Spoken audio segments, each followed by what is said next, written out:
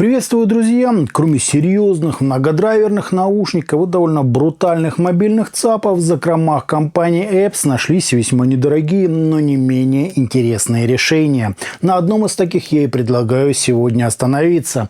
Наушники Q1 базируются на единственном динамическом излучателе, однако диаметр у него не 8 и не 10, а все 13 мм, а непосредственно мембрана состоит из полиуретана и благородного титана. О них сегодня, друзья, подробнее поговорим. Поехали! Пришли наушники в небольшой черной коробке, где из характеристик указан импеданс, равный 32 Ома при чувствительности 110 дБ. В комплект нам положили макулатуру, в том числе с заводским графиком АЧХ, простенький мешочек и два набора крайне маленьких силиконовых амбушюр. Ничего сказать о них не могу, для моего уха они не годятся совершенно, из-за чего рекомендую докинуть в комплект что-то из КБР или Final Audio.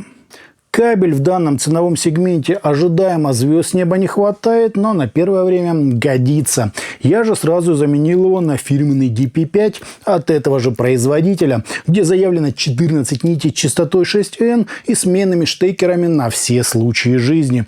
Я давно уже все перевел на баланс, так что тестировал наушники исключительно на балансных выходах своих стационарных и мобильных источников. Сами чашечки сделаны из специальной смолы с компенсационным отверстием, направленным назад, средним по величине звуководом и внешней частью, оформленной под какой-то камень. Сидит модель неплохо, выглядит отлично, меня тут все устраивает. Вот так, друзья, это все и смотрится.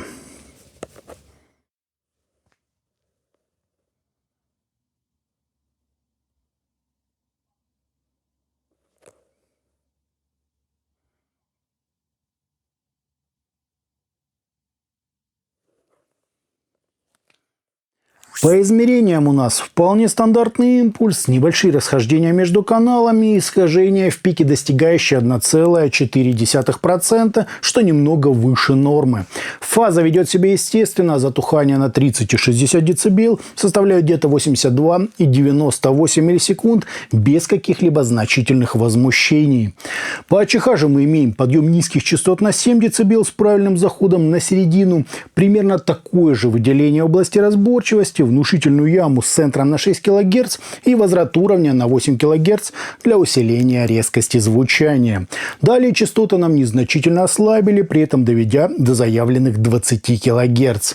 Если бы не яма, я бы назвал эту настройку одной из лучших в своем ценовом сегменте. Реально все на местах и при этом достаточно линейно.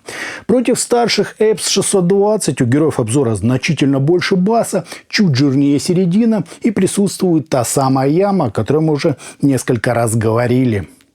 По звучанию же модель полностью себя оправдывает. Это сочная такая притемненная подача с акустически верным телом, хорошей выразительностью и превосходной мелодикой.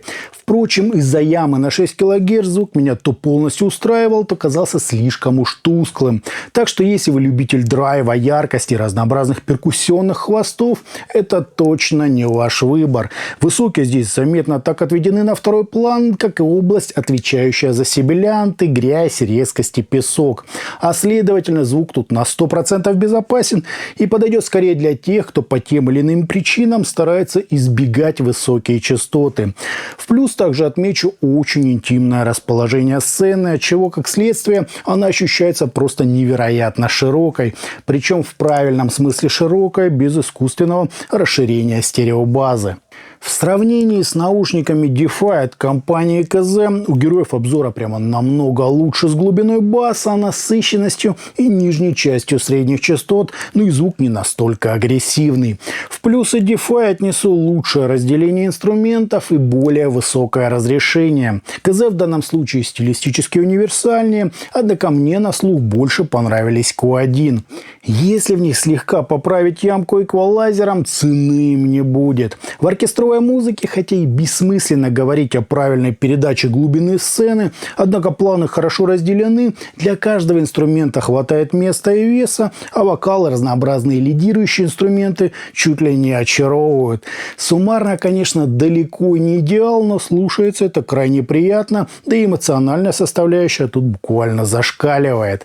Согласен, звук здесь достаточно сильно притемнен, и ему не хватает некоторой такой ярчинки, но и без этого звучание мне показалось относительно цельным и очень выразительным. Против куда более дорогих Key квартет герои обзора, конечно, проигрывают во всем, но непосредственно подача или характер звучания у них крайне схож. Так что, если вы хотите что-то подешевле квартет, то обязательно обратите внимание на Q1. Ну и в обратном направлении. Логичным шагом после Q1 станут те самые квартет. У последних уже все нормально с высокими частотами. Сцена по сравнению с Q1 слегка отдалена, но прямо вот на чуть-чуть. И столь же комфортное, насыщенное звучание, без бесполезного налета нейтральности, сухости или аналитичности. То есть все сделано, чтобы вкусить звук, как говорится, в полной мере.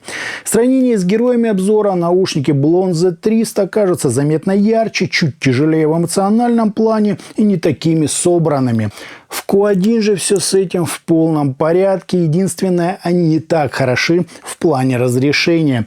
Причем сама прорисовка всяких мелких нюансов тут на достаточно приличном уровне. Однако это никак не подсвечивается и ощущается как бы само собой разумеющимся. Для недорогих динамических наушников, еще раз подчеркну, получилось очень достойно. К источнику модель вообще не притязательна, хотя если у него будет небольшой акцент на высоких частотах, то это окажется только на пользу.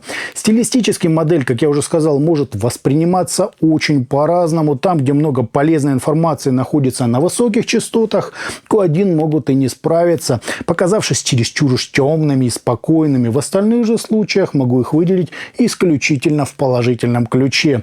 Настройка у них, как для бюджетной модели, просто фантастическая. Особенно модель цепляет глубиной своих низких частот. Все-таки диаметр излучателя здесь решает. Также хочется выделить хорошую по массе нижнюю часть средних частот, столь же весомую и выразительную серединку и заметно так поджатые верха. Хотя их, похоже, специально настраивали для притемненной такой интимной атмосферы. Итогом динамические наушники Epps Q1 удобно сидят, прилично выглядят, а вот кабели насадки у них, конечно, лучше заменить. По подаче же это уже всем хорошо знакомый своей теплотой и выразительностью динамический окрас, приправленный, как говорится, удачной настройкой и действительно большим по величине драйвером. Басы здесь реально качают, ритм часть не задвинута, вокалу хватает мелодики, четкости и драйва, а высокие заметно так прибрали по амплитуде, создав этим интимную такую притемненную атмосферу. Стилистически сразу предупреждаю, это не всегда универсально, но у меня было примерно 80/20, где 80% музыки отыгрывалось крайне достойно, а 20% заметно не хватало воздуха и звона разнообразной перкуссии. Впрочем, это предельно бюджетная модель со всеми вытекающими. Хотя я бы выбрал именно ее, а не, скажем, KZ-Defy. Настройка и диаметр драйвера тут решают. А на этом у меня все. Это были наушники Epps Q1. Всем добра, подписывайтесь, жмите лайк и присоединяйтесь ко мне во ВКонтакте и Телеграме. Всем, друзья, добра!